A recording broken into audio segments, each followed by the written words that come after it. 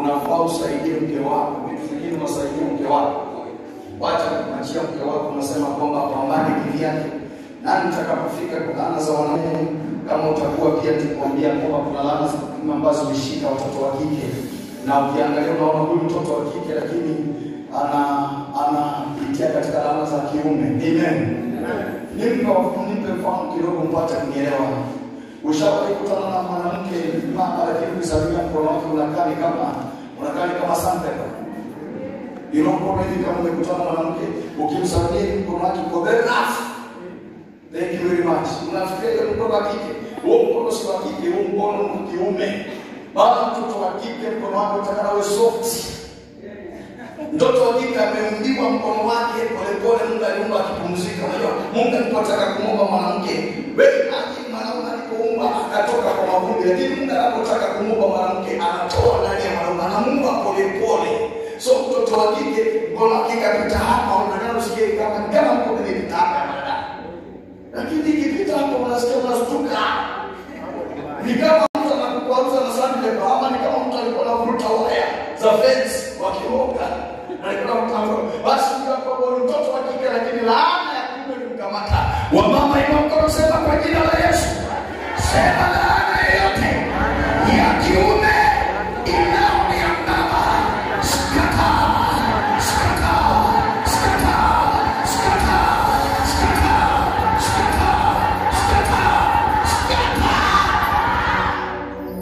Sio kihalali mwanamke au mtoto wa kike, sio kihalali mtoto wa kike akawa na makaa.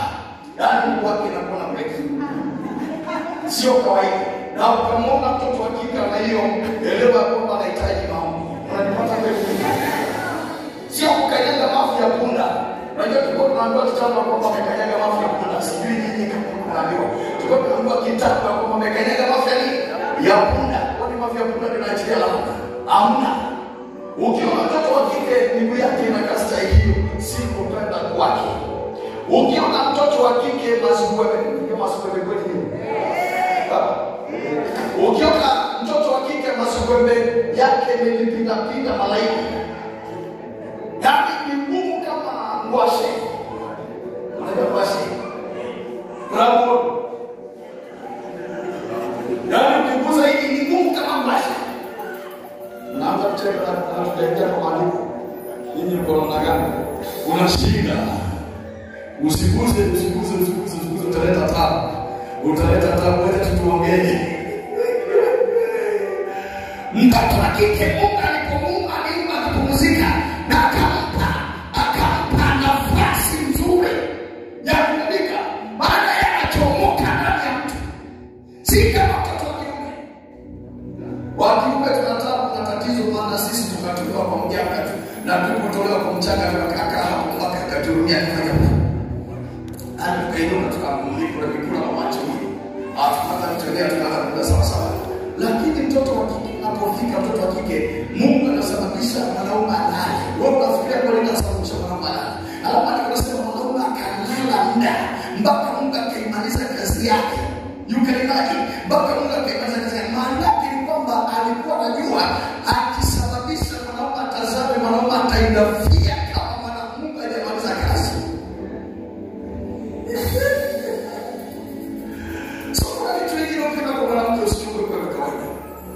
Anahitaji kuja kwa maombi. Bora hakika stima bado hapo. Piga makofi tafadhali, piga makofi hapo hiyo style. Niko na mwanamke kikaa makofi kama hiyo Steve. Kama ya Steve leo amejaribu kufupisha kidogo, lakini unasikia watu wote wanapiga hapo makofi kila Steve inapita ndani. Atimidadi anapiga makofi tutakuangalia. Pesa huko bila nini. Lakini kwa mwanaume ni kawaida. Dada sema kwa jina la Yesu. Sema kwa jina la Yesu. Narudisha sura yako. Narudisha umbo lako. Narudisha maisha yako. Chochote kilichoondolewa nakirudisha. Unasema kweli nini? Nataka kuzungumza laana tatu. Maliza nitakwambia. Maana nataka kuzungumza ambayo inaitwa the curse of eye desire. Laana ya macho ya tamaa. Ina mke, haina mume. Nipe Genesis chapter number 3 verse number 16.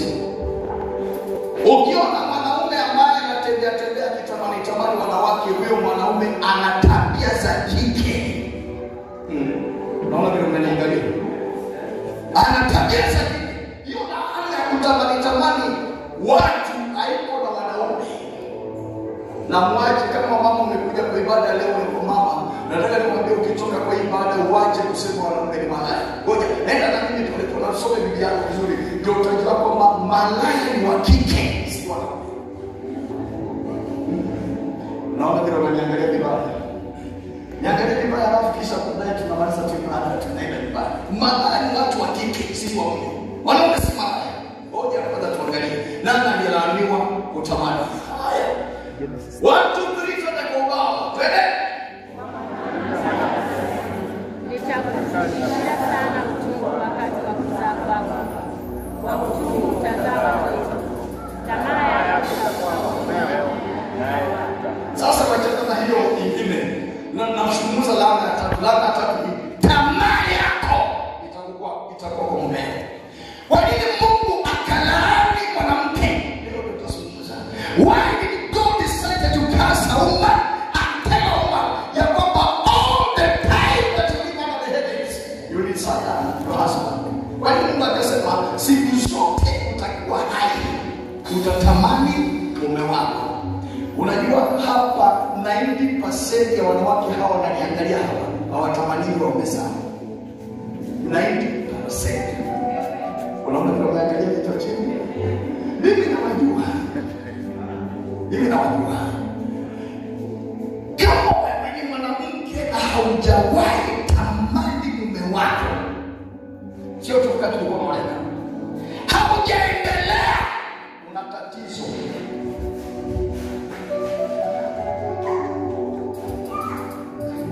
Neno litasimama, ya ulimwengu yatapita, lakini neno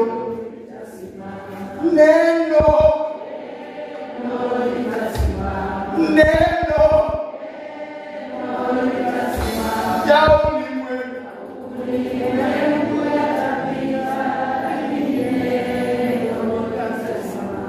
kama uko na mwanamke ambaye unaleka karibu na muulize, mbona hamtamani kuombe zenu?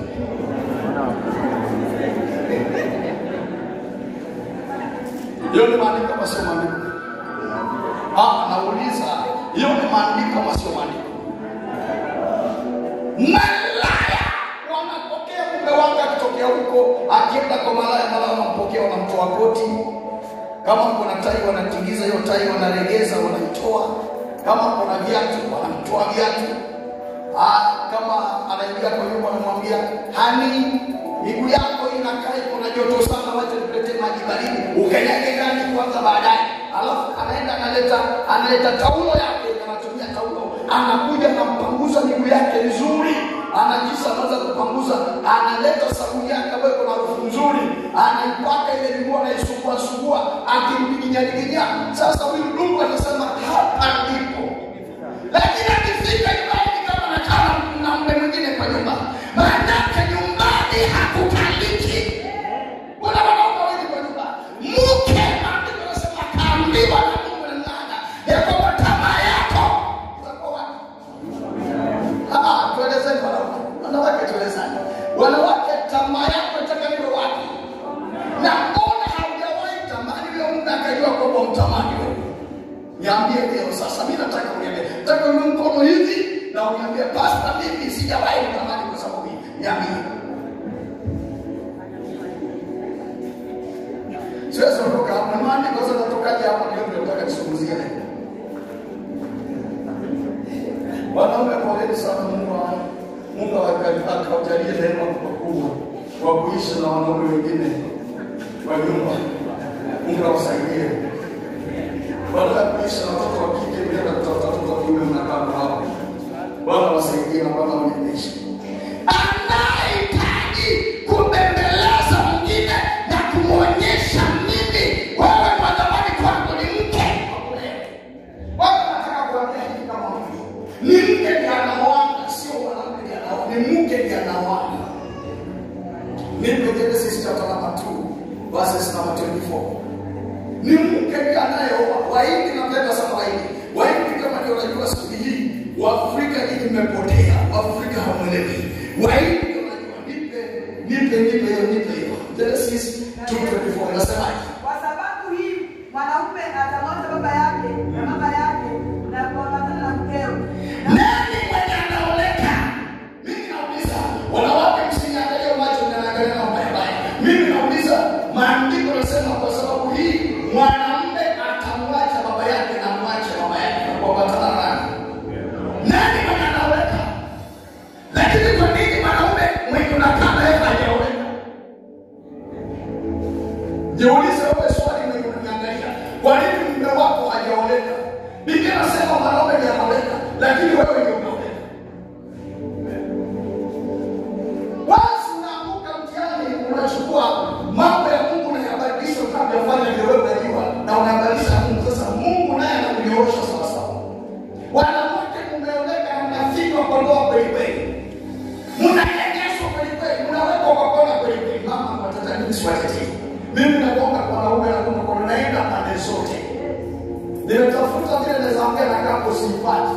Sasa nikiwapata hapo mimi nawanyorosha. Sijani. Hata kama wanajifunza kesho wanaenda kwao. Sijani. Mimi nawanyorosha hapa. Basi wapataka. Nikiwataka mnakuwa Teresi. Mbona mwanamume haoleki? Sawa mimi kwa sababu nikasema kwamba huyu dada alijifunza kitu kwake. Na nilipoona Mungu anaongea kwenye na ujasiri nikajifunza mambo kwake. Sasa tunasema hapo. Pekee hapo unaelewa. Hiyo ndio kwa maana. Ni mwanaume ndiye anaoleka kulingana na maandiko. Yeye ambao mjaribu kufanya harusi. Wewe unataka kulala. Si unataka kulala kama waliandika na tuambie waliandika kwa Kiingereza. Waliandika neno wewe sio waliandika mlango wewe. Andika neno wewe. So nani unataka hapo? Na mbona wanataka? Imebidi wanawake wakichawi, wanawake wakichini, wanawake wakichimba shoka, wameenda kwa uganga wakafundishwa kukalia ng'ombe wao chapati. Ndio angalau wakakaa wameoa. Wanaongeza maarifa juu ya wengine, ndio wanakaa wameoa. Kwa maana bila kuongeza maarifa kinyoka, hauwezi ukakaa na mwanaume kama ambaye umeoleka. Imani kwa sababu sasa tunataka kisirika na sijaleta kuibua. Mimi nasikia vibaya sana, tena nasikia kulia sana. Vile wewe unaniambia ndio wako na kunyanyasa. Ninaangalia ndio wewe uelewa nini na kupiga hiki yako. Wewe kwanza una maana moja ya kutamani Mungu, umekuta kutamani. Sasa wewe unaangalia. Na akienda kwenye na kutoa kutamani. Anataka mtoto wa kike. Mtoto ambaye mama ni sasa sita mchana. Mtoto ambaye kwa mume ni nini? Mtoto ambaye sipita kwa mwanaume.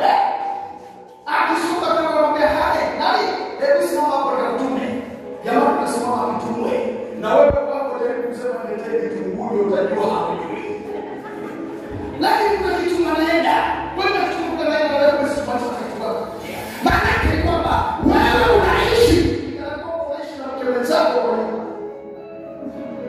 Lazima wawake mwanamke sio kuja wewe. Unaweza kuokoka lakini ukafa bila hekima na ukafa bila kile ambacho unamepekea. Na ukafika mbinguni kama sasa mbona baba mimi sijakupumzika wacha angalau kupumzika. Kuna watu wengine wanataka kukufa ndio wewe kupumzika na ukikufa unakuwa pepo unaingia kwa mke mwingine aliyekuwa anatoka. Hawezi kupumzika kupumzika. Maana ukiona watu wanataka wawili, ukiona wanataka kutembea kusibishana, unasikia vibaya. Na siku kwa mbele wa Mungu hapa. Yakobo ukiendeleza mchezo na magongo yako, utakufa na pikipiki yako utakufa, utakuzika. Alafu kama kaburi yako unamaliza mwezi, unasikia kaburi linatikisika kwa hapo chini. Unatoka kuja kufungulia kwa wanadamu na kuja pale matasa na wakati. Wanaume wanasikia uchungu. Wacha leo ongea na mimi. Wanasema tukikufa tutapumzika na kupumzika. Hapa tutapumzika. Ni vilio kati ya watu wote wanapigwa power. Fire. Toka. Sitoki. Toka. Mimi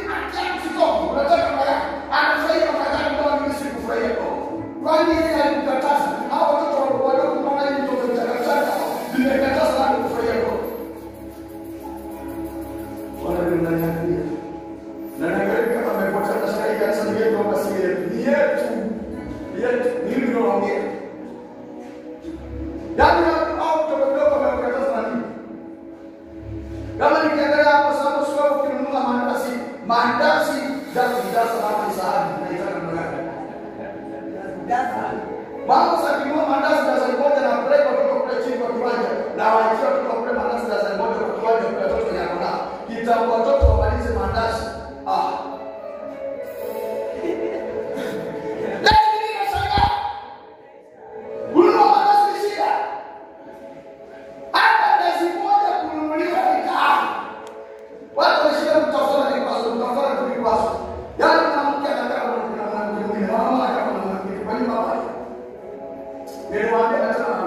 Kuna watoto wa kike mna hormones za kiume. Wacha niweke sawa. Kuna watoto wa kike hapa ambao kuna hormones za kiume. Hata nikawaambia wale ambao wamevaa mablaus mablaus kwa kike za kuingia na toa. Ni blouse hapa na shati. Jamani alifanya mama anasema mimi kwa. Nguo ya kike ya juu ile twaki. Wote hey. Kuna watu ambao wamevaa mavazi ya kama pesa nikipata msako za kupeleka kwa chumba pale niwaambie twende mavazi wameweka nini. Kuna watu wakija hapo kufanya hivi kuangalia hapa unaona kiume hauoni mtoto wa kike. Mtoto wa kike anafanya hivi hapa unaonekana mtoto wa kike. Nawaambia hata kuna ile tukiwa picha hivi kama ametoa hapo sanani wanaume mtu anaonyesha huyo. Ana mtoto wa kike. Hapa ndio anaokoka leo mbinguni anapata sawa. Na anamshaka mbele yako. Niliambia mama hapo na kusikia bila sema kwamba wanawake wanaishi wadhaifu wa kupigwa. Jaribu utaona utajikuta kwa kona na beba mbinguni na kitu kiko chini mbinguni anachezea kwa anasema mami, dadi, aunti, shosh. Unaenda haja yote ukiwa hapo kitu kiko chini mbinguni kwa chini. Unaingia pale kwa aseme sema kuanzia leo nasema kuanzia leo kama mbinguni na pesa. Alafu kisha unasimama. Unasimama. Alafu unapiga chakula na acha mchezo wewe. Usije ukasikia mali kwa sababu mtoto wa kike ni mrefu. Unafikia mrefu kwa Mungu hapa. Nimewaambia kuna wale wana hormones za nani? Za kiume. Lakini mtoto wa kike.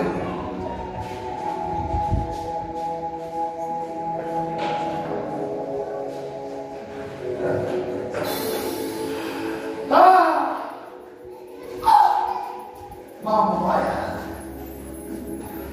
Ile maandiko yanasema sio mambo yangu maandiko yanasema kwa sababu hii mwanaume atamwacha baba yake. Wanaume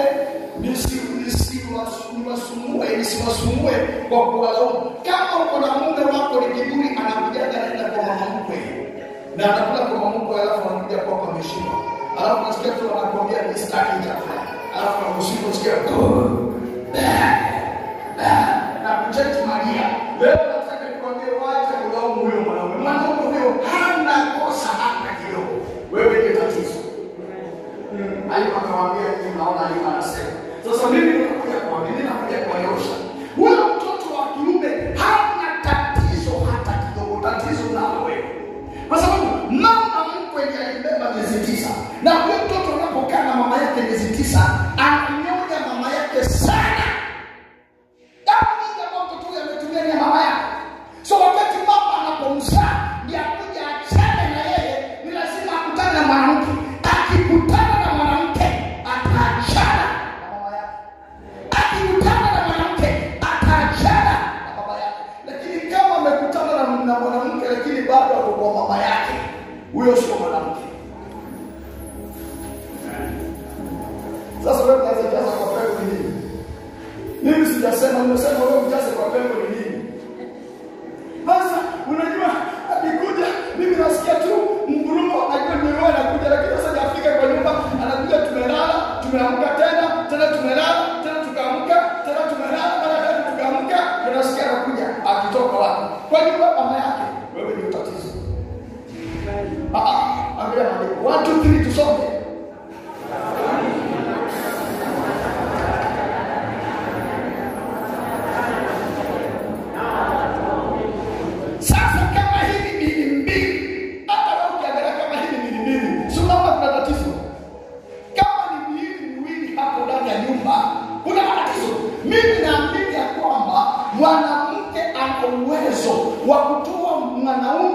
baba yake kabisa na kumtoa kwa mama yake kabisa.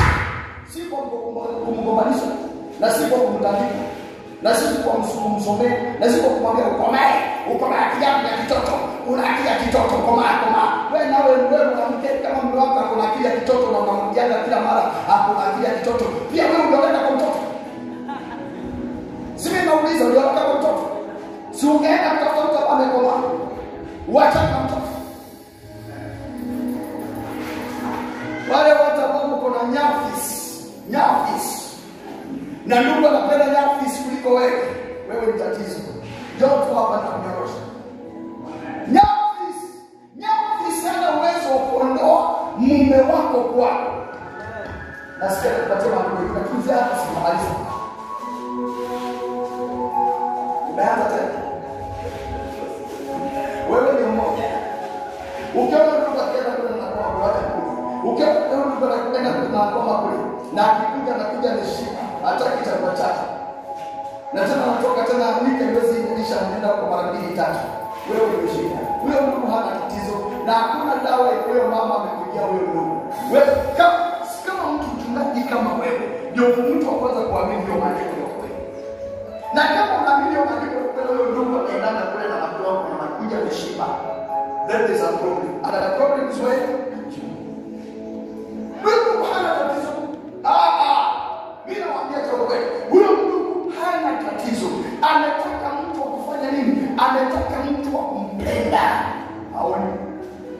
Anataka mtu wa kuonyesha amemtamani. Mama yake akikaa kidogo kwako, hata kama umekaa naye kasimu kana dialogue. Unamwona anasema madaki anapiga. Maana madaki mtamani. Na wewe umeshapigia simu, wewe piga unachukua police call. Ukipiga unapiga reverse call. Ukipiga ndio unastahili umepiga simu ni reverse call. Yaani simu inaenda akishika nasikia anaitishwa ku reverse. Yaani kuongeza kwa pesa yake. Na mama anapiga straight. Ndio anaonyesha anahaja na yeye. Ni mama. Sasa wewe mtu ataishia kwa mama, wewe utabaki. Wanawake wamepatiwa lahana ya tamaa ya macho. Tamaa ya macho si ya wanaume, tamaa ya macho ya mama. Na kama unaona mwanaume ana tamaa ya macho, na iko karibu kuambia kwa sababu gani mwanaume anakuwa na tamaa ya macho. Ni kitu amerithi kwa mama yake. Akikaa ndani ya tumbo mama yake miezi 9 karibu. Alipozaliwa kama amerithi. Sasa ndio maana akitazama hivi na haiwezi pita. Nitambeza kigeni. Bati mwanaume kamili haya tamani. Ndio hata yeye kwa. Haya. Twende sasa. Tuingie ndani. The sin of a woman is under curse. Mbegu ya mwanamke iko chini ya laana. Hapo tunataka tulete wanaume hapo na lete wanawake. Atuende sawa. Mbegu ya mwanamke iko chini ya laana. Nisaidia haraka Genesis chapter 3 verse number 15. I want this people to understand. Mbegu ya mwanamke iko chini ya laana. Chini ya laana. Mbegu ya mwanamke iko chini ya laana. Baada ya laana. So angalia. Maana tunasema Mungu akamwambia mwanamke, nami nitaweka uadui kati yako na huyo mwanamke. Kumwambia nyoka, nami nitaweka uadui kati yako na mwanamke, na kati ya uzao wake na kati ya uzao wake na uzao wako na wake. Yeye atakota kichwa nawe utamuuma kisigino. So nimetaka uangalie ile neno kwamba nami nitaweka uadui kati ya wewe mwanamke na nyoka, na uzao wa mwanamke na uzao wa nyoka. Itauzaliwa na nani? So kuna vitu ambavyo umerithi ambavyo ulirithi tu kwa mama yako, kwa sababu wewe ni uzao wa mwanamke. Na kila mwanamke anayepata saidia microphone sio sana. Natamani kufundisha kila mwanaume aliyepata kusema hivi. Yule aliyekuwa ni mmoja pekee kama ni fulani Adamu. Lakini baada ya kuumbwa wanaume waliofuata wote walizaliwa na mwanamke. Ulikaa ndani ya tumbo la mamako miezi 9 kama unanyonya damu yake. Ulipozaliwa ukatoka ukasurvive kwa maziwa kama mama yako alikuwa mkarimu wa kutosha, ukanyonya miaka 2. Wale watu wako nyuma kama nini? Wakanyonya miaka 2. Bado kama alinyonga kabisa. Damu ndio kucheza nje. Unaruka na wenzako alafu unarudi mama nyonyo. Na unapiga. Yaani bado unafuruta mama yako, unatoa yote ndani mwake ukiingiza mwili wako. Sasa kuna vitu ambao umerithi kama mbegu ya mwanamke. Na sasa kutoka kwako kama tamaa. Ukiona mwanamke ambaye ana tamaa ya kuwaka kwa wanawake, mwanamke mpiti sketi. Siketi ipiti. Ukitaka kujua kweli mwanamume ukamfungia kwa nyumba. Na kwa nyumba ana focus na usine mataa. Alafu kisha uende mpaka alafu toke bila sketi. Alafu kitako karibu chote sketi. Unasikia haraka. Na kama unataka kujua kutaka kujua huyu nani na ametoka wapi hataki. Haangalii yeye bora na sketi basi ndio. So kuna wanaume wa tabia kama hii. Hiyo tabia wamerithi kutoka kwa mama yake. Mama yake ndiye aliachiliwa laana ya tamaa kwa mume wake. Mume hakuna tamaa. Ni mke aliyelaaniwa kwa tamaa. Lakini kwa sababu mtoto wa kiume anabebwa na mama, anazaliwa na mama, hivyo basi amerithi ile tamaa ya mama yake. Ndio maandiko katika First Corinthians chapter 11 from verses 9. First Corinthians chapter 11 from verses 9. Haraka. Nimeanza kuongea. Mtoto wa kiume nisikie vizuri. Tatizo ambalo uko nalo, unahitaji ukafike mahali, ukaingia kwenye maombi, ukamwambia Bwana, ninaomba shughulika na maisha yangu. Ondoa kile chemichemi ya kimama, chemichemi ya kike, chemichemi ya tamaa za kike ambayo inawaka ndani yangu. Bwana, nimechoka, naomba ng'oa, haribu, ondoa. Basi utakuja utatulia. Lakini usipoomba ombi kama hilo hautawezekana. My goodness, nimesema siwezi kumaliza video. Bali nimesema katika Korintho kwanza 11:1. Lakini katika Bwana mwanamke hajitegemei pasipo mwanaume, na mwanaume hajitegemei pasipo mwanamke. Nipe mkadiri. Unasemaje? Nipe unasema kama vile mwanamke alivyoumbwa kutoka kwa mwanaume, vivyo hivyo mwanaume huzaliwa na mwanamke, lakini vitu vyote vyatoka kwa Mungu. Wanaume sema kwa jina la Yesu. Kwa jina la Yesu. Wanaume sema kwa jina la Yesu. Kila roho ya kuambukizwa inaotatiza maisha yako, God fire. Una roho mama yako alikuambukiza kwa ndani ya tumbo. Na alipokutoa ukaanza kuivuta ukaikuta kwa kifua kama umeleta mama leta. Akaachia. Katoka kakazaliwa kabaya kanasumbua. Akatulia. Sikiza wanawake, mwache kulaumu wanaume wengi. Kama mume wako na mandamanga, leo nakupata. Na mwache kuniangalia vibaya. Leo nakupata. Soma maandiko, kama si maandiko na pastor si maandiko. Lakini kama ni maandiko kwa unaniangalia vibaya, nakupanda mpaka mchanga ulio karibu na dawa uchote hiyo mchanga utatumia. Kama kuna mwanaume ambaye haridhiki, mwanaume ambaye hatosheki, mwanaume ambaye hakai, mwanaume ambaye hashikiki, unajaribu kushika mkono wa Teresa, unashika mkono wa Teresa, unashika kota na nitoa, unashika mara nikala. Elewa ya kwamba huyo kijana waacha kulaumu pepo kabla hujakuja kwa pepo. Elewa DNA ya mama yake ndio inaofanya kazi ndani mwake. Na wewe kama mtoto wa kike umefeli kufanya kila ambacho unastahili ukifanye. Ndio sababu DNA ya mama inashinda kijana. Mama yake maandiko amesema na kijana mwanaume atawacha mama yake. Umeona kitu kama hiyo na mama yake. So ukiona bado kuna tabia zinaonekana hajatoka, shida ni wewe. Haya. Nauliza hivi, ni maandiko kama si maandiko? Tusije tukapiga kelele hapo. Yote wapi kama maandiko? Unaangalia kama ni maandiko na unaridhika, hii ni maandiko. Jambo so kile ndio hizi ndio gani kwa so. Mtoto wa kike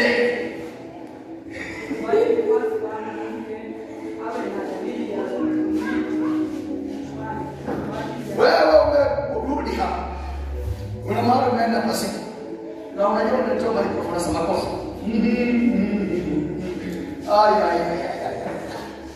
Wanaume mkwama mmeondoka. Wanaume nauliza mkwama mmeondoka.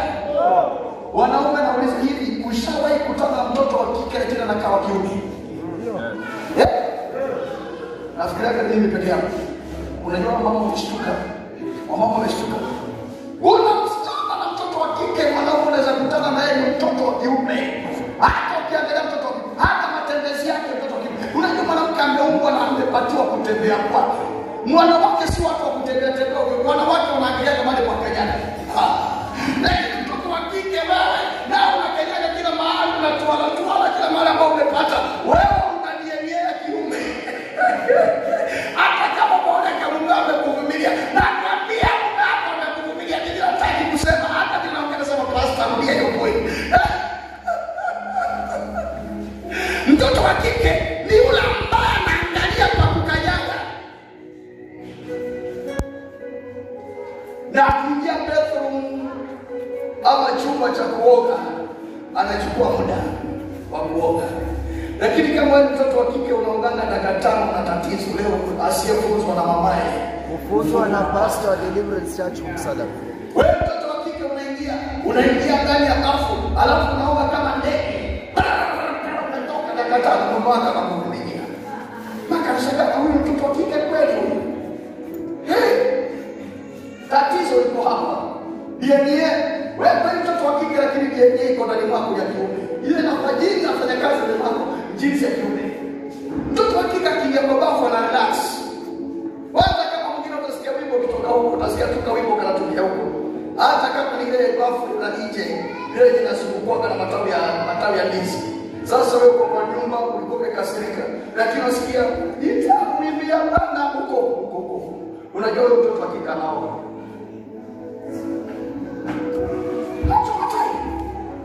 Wanaume leo mtapona.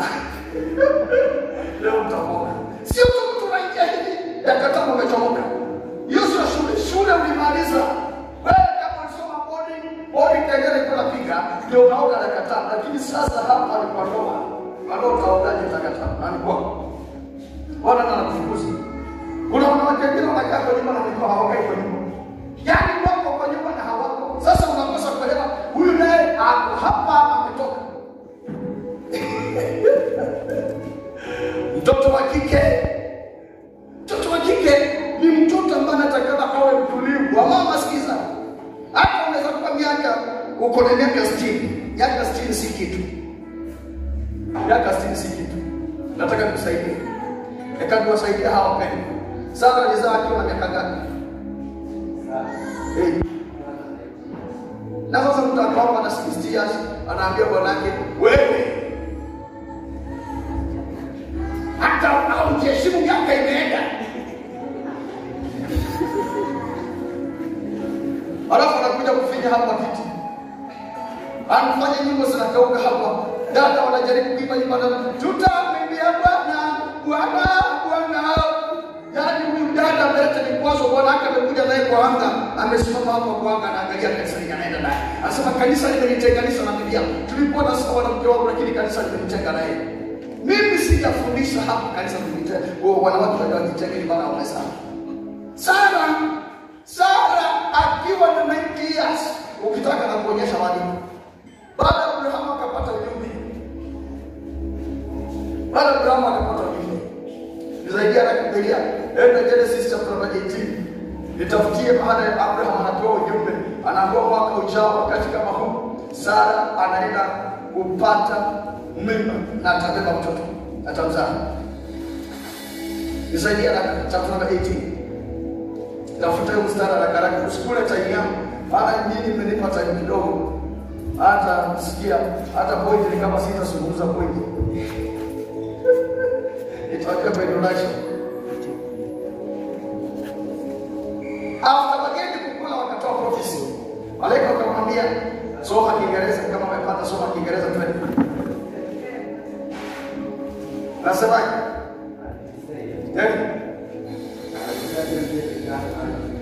Yes. According to the time of life. Sarah, thy wife shall have a son. Yes. And Sarah had it the tent door, which was behind him. Now Abraham and Sarah were old and well stricken in age, and it ceased to be with Sarah after the manner of women. Yes. Therefore Sarah laughed within herself, saying, Say what? After I have grown old, Yes. shall I have pleasure, my Lord being old also? Na unajua kuna vijana wote kwa hapo bila miaka 30. Jingine kuna tukisema alipata pressure. Na kwa kweli liko hapa vimekaa hapa kinaniangalia hivi. Alipata pressure. Jingine hapa ni kuletwa vinaletwa. Nyumba ni yake. Mimi naongea. Nyumba ni yake. Lakini hapati pressure. Kuna pressure na pressure. Naongea pressure. Na miaka yake ni 30. Mwingine 27. Mwingine 25. Wako hapo wananiangalia hivi wanatoa makosa.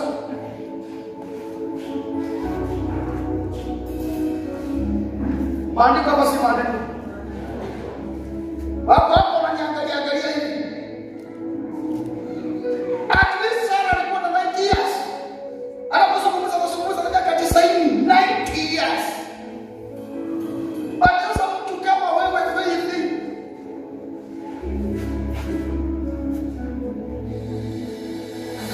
bado unafanya watu wengine kama kina Holiday wanaogopa kuoleka. Unakaa unamwambia hakuna haja, niligonga kofi kwa sababu ya sufuria sikufanya siru ngoja sufuria na siru kutoosha sufuria na siru si ndio duty. Kwani duty ya nani? Ni yako. Anajiangalia. Niangalie. Hata utupe mihogo haifaulu. Nimevaa koti ambayo ina-resist mihogo.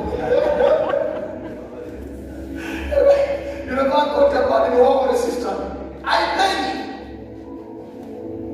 Sasa wewe daima yako uko nayo na mimi na miaka uko nayo. Wacha niende tutakutana mahali pengine. Nitatega hapo mahali, najua tu hapo mahali nitatega. Nimewatamani mnakuwa walikuwa fiche. Asante sana kwa kunipatia nafasi hii. Nikaweze kuitumia vizuri. Na nitahakikisha nimeitumia vizuri. Ninatamani mtu watu. Na sipopata. Nikijaribu kuitama tupatikane. Nikitaka tupatikane. Mtu. Sasa unaona mimi tunachunguza nasema pastor najuaje hii mama.